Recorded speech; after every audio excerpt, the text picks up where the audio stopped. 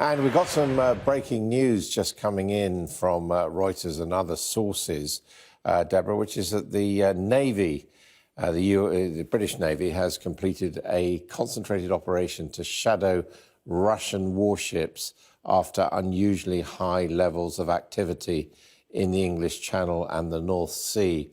What do you know about that? Yes, this is an interesting development and really underlines concerns that are being raised by senior officials about how this coronavirus pandemic across the world is a huge distraction for governments and could potentially be exploited by adversaries. And that's why, while you've got up to 20,000 military personnel on standby to help the government in its COVID-19 response, you've also got preparations underway to ensure that critical military operations, such as the one you've just described with the Royal Navy shadowing Russian vessels off the coast, so that they are able to continue. It's not just the naval operations, it's also the RAF being able to scramble fast jets to patrol the skies. It's also the counter-terrorism forces that are able to mobilise in the event of any kind of terrorist attacks.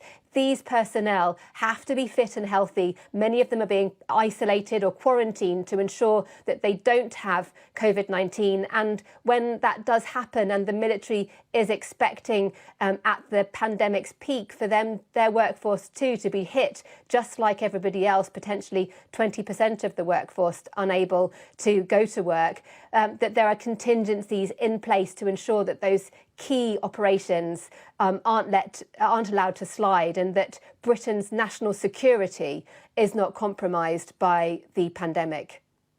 Deborah, we just got this statement in from the Royal Navy, as you say, making the point that the Royal Navy is helping the NHS and government departments deal with coronavirus. But 9 British ships have been involved in this operation, shadowing Russian vessels.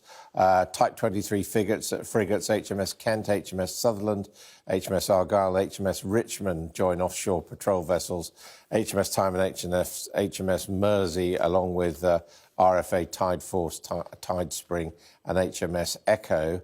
And Lieutenant Nick Ward of HMS Tyne said, as the armed forces are helping the NHS, it's essential the Navy continues to deliver the tasks we've always performed to help keep Britain safe.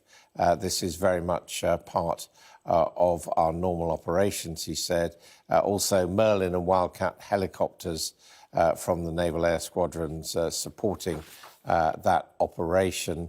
And NATO duties also saw HMS Sutherland support a French carrier strike group led by the aircraft carrier Charles de Gaulle in recent weeks. So that's what we know. We will have more on that. Russian ships, unusually high activity around the UK and the Channel and the North Sea.